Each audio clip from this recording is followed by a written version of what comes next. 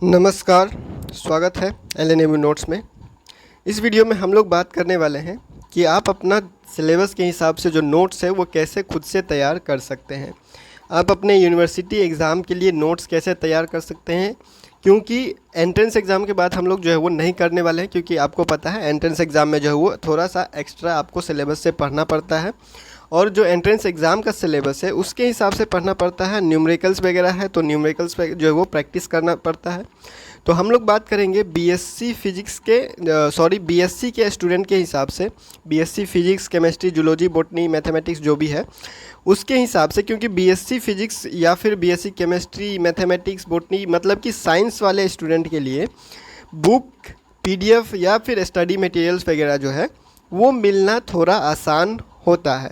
तो इसी चीज़ का आपको फ़ायदा उठाना है और ख़ुद से जो है वो आप यूनिवर्सिटी सिलेबस के हिसाब से जो है वो नोट्स तैयार कर सकते हैं अपने एग्ज़ाम के लिए। ठीक है, तो हम लोग जो है वो ज़्यादा डिटेल में बात नहीं करेंगे, क्योंकि आप लोग जो है वो साइंस के स्टूडेंट है, बेसिक बात जो है वो आप लोग जानते होंगे। ठीक है, हम लोग बात करेंगे सिर्फ जो भी हमारा तरीका होता है नोट्स बनाने का, जो भी हम लोग स्टेप फॉलो करते हैं, या फिर कौन सा वेबसाइट से कहाँ से डाउनलोड करते हैं, या फिर जो है वो यूट्यूब पे कैसे सर्च करते हैं, गूगल पे कैसे सर्च करते हैं, और जो भी हमारा टॉपिक होता है वो हम लोगों को कहाँ से मिल जाता है, या फिर कुछ टॉपिक ऐसे भी होते हैं जो नहीं मिल पाता है तो फिर क्या करते हैं।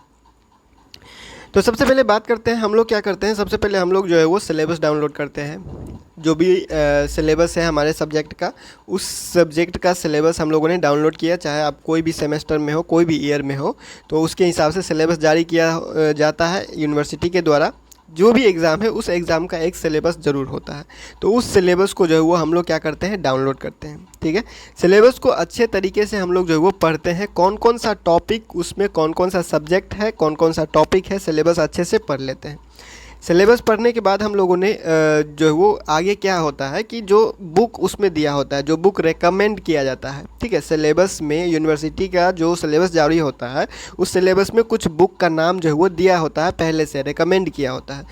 तो वो भी उसमें जो भी बुक है 2, 3, 4, 5 जो भी जितना भी लिस्ट होता है, उस लिस्ट में से हम लोग जो है वो पीडीएफ डाउनलोड करने का कोशिश करते हैं। जो भी बुक जो है वो वहाँ पे अवेलेबल होता है, जो भी बुक आपको वहाँ पे नाम दिखता है, उस नाम को हम लोग क्या करते हैं, डायरेक्ट इंटरनेट पे, डायरेक्ट गूगल पे सर्च करते हैं और पीडीएफ खोजने का कोशिश करते हैं, पीडीएफ डाउनलोड करते हैं। पीडीएफ डाउनलोड करने का डायरेक्ट जो है वो गूगल पे सर्च करते हैं, और डायरेक्ट नहीं मिलता है तो हम लोग जो है वो कुछ वेबसाइट का यूज़ करते हैं। कौन कौन सा वेबसाइट है हम लोग बता देते हैं। तो सबसे पहले हम लोग यूज़ करते हैं scribed.com।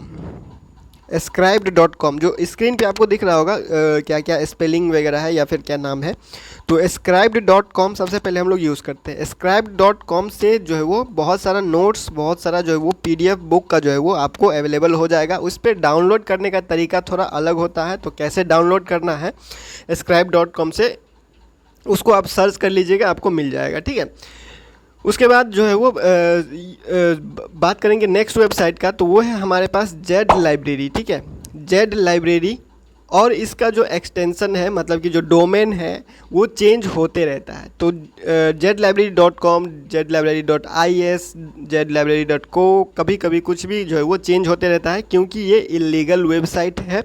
इलीगल वेबसाइट है तो ये बार बार जो है वो इसको जो है वो बैन कर दिया जाता है, तो ये इसका डोमेन जो है वो चेंज होते रहता है। ठीक है, तो जेड लाइब्रेरी, इसका जो टेलीग्राम ग्रुप होगा, जो भी टेलीग्राम ग्रुप होगा या फिर जो एक्टिव वेबसाइट का लिंक होगा अभी, उसको आपको डिस्क्रिप्शन में दे दिया गया है, उसको आप चेक कर लीजिएगा। ठीक है, तो scribed.com हो गया पहले, इस पे जाके चेक कर लेते हैं पीडीएफ मिले, डॉक्यूमेंट मिला या नहीं मिला कोई। ठीक है, उसको जाके चेक कर लिए, वहाँ से चेक करने के बाद अगर मिल गया तो उसको डाउनलोड कर लेते हैं। फिर अगर यहाँ पे नहीं मिला तो हम लोग जाते हैं जेड लाइब्रेरी पे। यहाँ पे जो चीज़ नहीं मिला उसको जो है वो खोजते हैं जेड लाइब्रेरी पे। जेड लाइब्रेरी पे आपको सिर्फ बुक मिलेगा, और scribe.com पे बुक, नोट्स दोनों मिलेगा। ठीक है, नोट्स और बुक्स जो है वो दोनों मिलेगा, और जेड लाइब्रेरी में आपको क्या होगा, सिर्फ बुक्स मिलेगा। ठीक है, तो जेड लाइब्रेरी पे आपको जो है वो बुक्स ढूंढना है, बुक्स ढूंढने के बाद वहाँ से आपको डाउनलोड कर लेना है। ठीक है, उसके बाद आता है आपको archive.org। ठीक है, archive.org। ठीक है, यहाँ पे भी आपको जो है वो जाके सर्च कर लेना है अपना जो भी बुक आपको डाउनलोड करना है उस बुक को जो है वो नाम सर्च कर लेना है या फिर राइटर का नाम सर्च कीजिएगा। उस हिसाब से आपको जो भी अवेलेबल होगा archive.org पे उसको आप वहाँ से डाउनलोड कर सकते हैं। ठीक है, ये हो गया हमारे पास 3 वेबसाइट का नाम। ठीक है, archive.org हो गया आपको, उसके बाद आपको ascribed.com हो गया।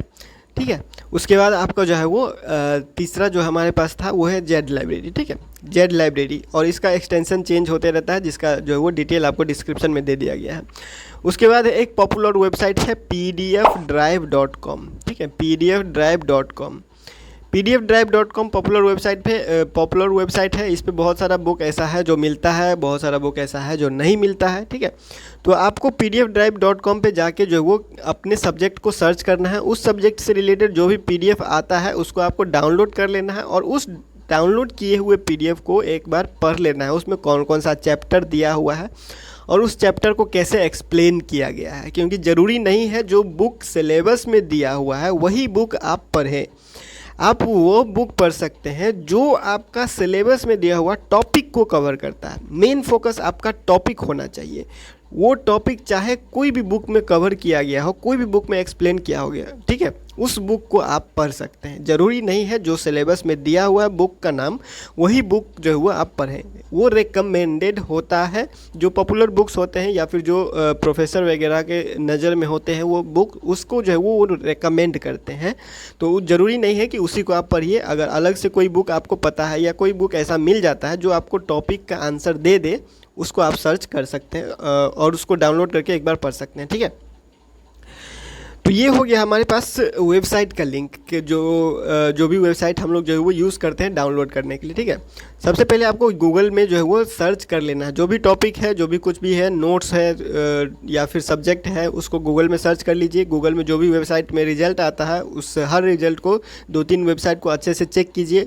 चेक करने के बाद उस वेबसाइट में जो ब्लॉग है, अगर कोई ब्लॉग आपको मिले तो उस ब्लॉग को अच्छे से पढ़िए। उस ब्लॉग को अच्छे से पढ़िए क्योंकि ब्लॉग में बहुत ज़्यादा ज्ञान होता है। अगर आप 4-5 ब्लॉग अच्छे से पढ़ते हैं तो आपको पता चलता है टॉपिक से रिलेटेड, या फिर जो पीडीएफ डाउनलोड से रिलेटेड अगर कोई ब्लॉग है तो उसको भी अच्छे से पढ़िए। ठीक है, तो ये हो गया हमारे पास इतना चीज़। ठीक है, तो हम लोगों ने क्या किया, सिलेबस साइड में रखा, सिलेबस साइड में रखा, फिर हम लोगों ने सिलेबस के हिसाब से जो है वो बुक्स डाउनलोड किया। ठीक है, उसके बाद हम लोग जो है वो हेल्प लेते हैं अपने कॉलेज के लाइब्रेरी के, क्योंकि कॉलेज लाइब्रेरी में बहुत सारा बुक अवेलेबल होता है। तो जो भी बुक कॉलेज की लाइब्रेरी से अवेलेबल हो पाए उस बुक को जो है वो कॉलेज लाइब्रेरी से उधार लेके आ जाते हैं।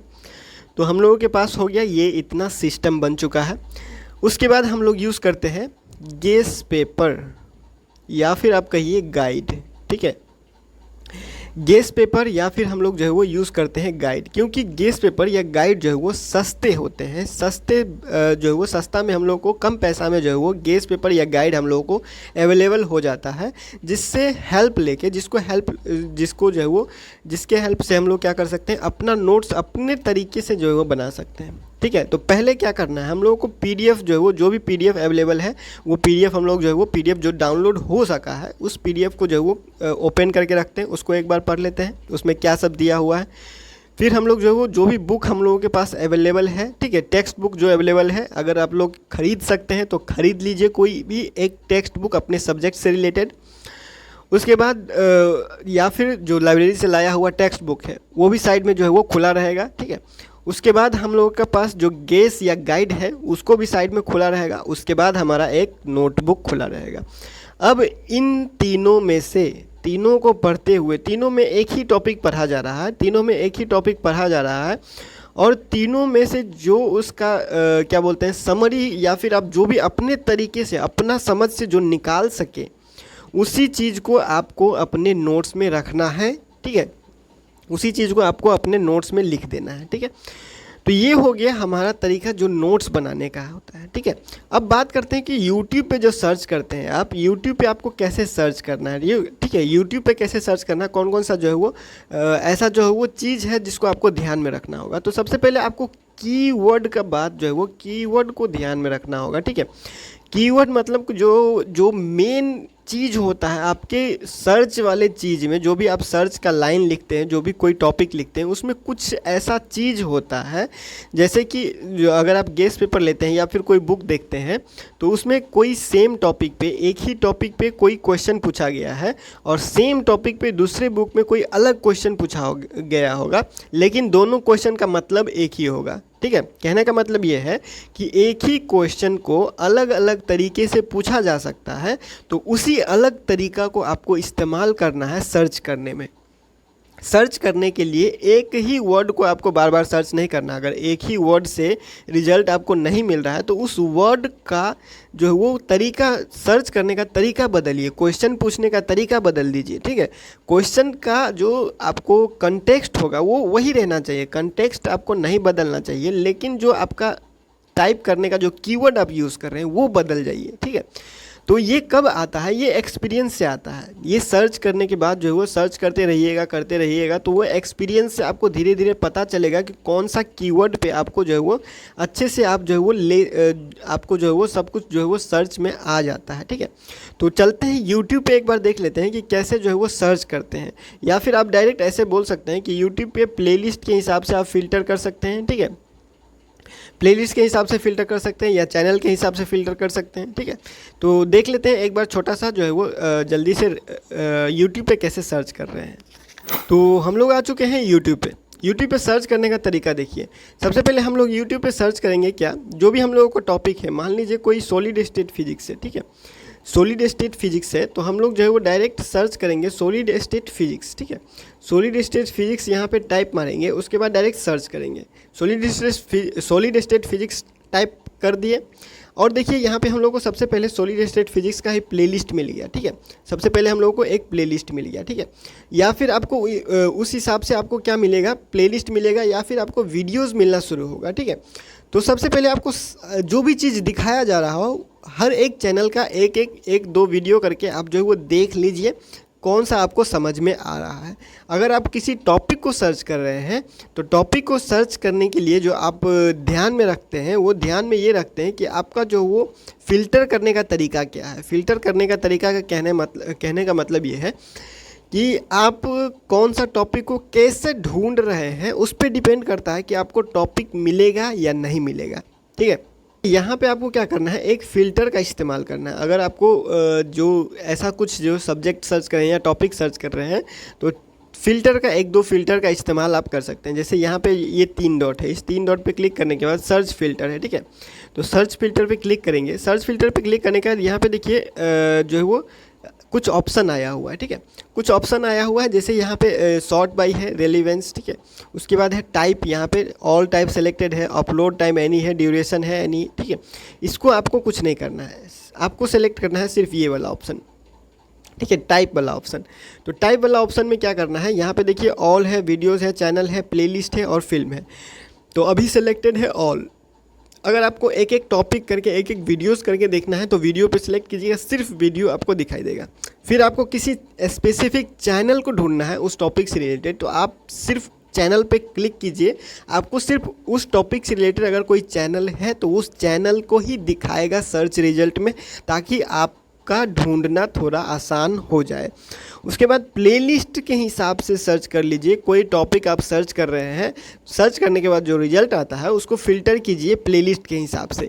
प्लेलिस्ट पे क्लिक कीजिएगा तो सिर्फ आपको प्लेलिस्ट ही दिखाई देगा, कोई वीडियोस नहीं दिखाई देगा। और प्लेलिस्ट दिखाई देने का मतलब है उसी में बहुत सारा वीडियो मिल जाना। जैसे हम लोग सेलेक्ट करते हैं अभी प्लेलिस्ट सेलेक्ट करके अप्लाई कर दिए, तो हमको जो दिखेगा रिजल्ट वो सिर्फ और सिर्फ प्लेलिस्ट ही दिखेगा और प्लेलिस्ट के अलावा कोई चीज़ नहीं दिखेगा। ठीक है, तो हम लोगों को जो है वो फ़िल्टर करना आसान हो जाता है। अगर हम लोग इसी में लगा दे बीएससी फिजिक्स, ठीक है, अगर ये बीएससी फिजिक्स का टॉपिक है या फिर अब केमिस्ट्री है तो केमिस्ट्री में भी सॉलिड स्टेट फिजिक्स है, तो उसको आप जो है वो सर्च कर सकते हैं। तो सर्च हम लोगों ने किया और उसको देखिए यहाँ पे वो उसी हिसाब से जो है वो वीडियोज़ या प्लेलिस्ट कुछ आया। फिर हम लोग क्या करते हैं, हम लोग जो है वो उसको सर्च फिल्टर पे क्लिक करके फिर जो है वो वीडियोस चेक करना है तो वीडियोस पे क्लिक करेंगे, अप्लाई करेंगे, तो उस हिसाब से जो वीडियो अवेलेबल होगा सिर्फ वो वीडियो दिखाई देगा। प्लेलिस्ट पे सिलेक्ट करेंगे तो प्लेलिस्ट दिखाई देगा। ठीक है, तो ये हो गया यूट्यूब के हिसाब से। तो यूट्यूब पे सर्च करने का आपको बस यही है कि कीवर्ड का ध्यान रखना होगा। एक क्वेश्चन को आप कितने तरीके से पूछ सकते हैं उस हिसाब से आपको टाइप मारना है, ठीक है। अगर आप कोई क्वेश्चन देखते हैं, बहुत ही लंबा सा क्वेश्चन या फिर कुछ ऐसा क्वेश्चन है, सेम टू सेम उस क्वेश्चन को गूगल पे या यूट्यूब पे जाकर टाइप कर दीजिए। सेम क्वेश्चन को टाइप कर दीजिए और उस हिसाब से जो भी रिजल्ट आता है उसको आप चेक कीजिए।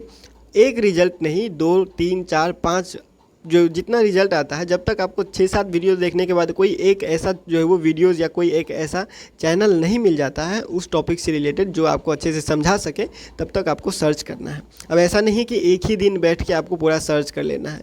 कभी कभी क्या होता है कि जैसे आप कुछ आज सर्च कीजिए, आज नहीं मिला, तो उसी टॉपिक से रिलेटेड कल या परसों 1-2 दिन बाद यूट्यूब खुद जो है वो कुछ वीडियो रिकमेंड करता है। तो उस वीडियो को भी रिकमेंड करने के बाद जो वीडियो दिखाया जाता है उस वीडियो को भी आप एक बार अच्छे से देख लीजिए, तो उस हिसाब से भी आपको जो है वो जानकारी मिल जाएगा। AI वेबसाइट का यूज़ कीजिए, जैसे कि चैट जीपीटी को भी आप अपने क्वेश्चन का आंसर के लिए यूज़ कर सकते हैं। बहुत सारा ऐसा वेबसाइट है AI का वेबसाइट जिसमें थ्योरी, प्रैक्टिकल वगैरह आप खुद से जो है वो सर्च करके देख सकते हैं कैसे क्या हो रहा है। तो AI वेबसाइट, AI का ज़माना आ चुका है, तो AI वेबसाइट का अच्छे से यूज़ कीजिए, सर्च कीजिए, तरीका ढूंढिए। कैसा आप जो है वो साइंस के स्टूडेंट हैं तो टेक्निकली थोड़ा सा आपको एक्टिव रहना पड़ेगा। इंटरनेट पे कैसे क्या चल रहा है, कौन सा वेबसाइट कैसे आपको ढूंढना है, कौन सा PDF, कौन सा टेक्निकल नोट्स, ये सारा चीज़ जो है वो नॉलेज थोड़ा सा आपके पास होना चाहिए, ठीक है। तो इस वीडियो में इतना ही, मिलते हैं अगले वीडियो में अगले अपडेट के साथ LNMU नोट्स के YouTube चैनल पे।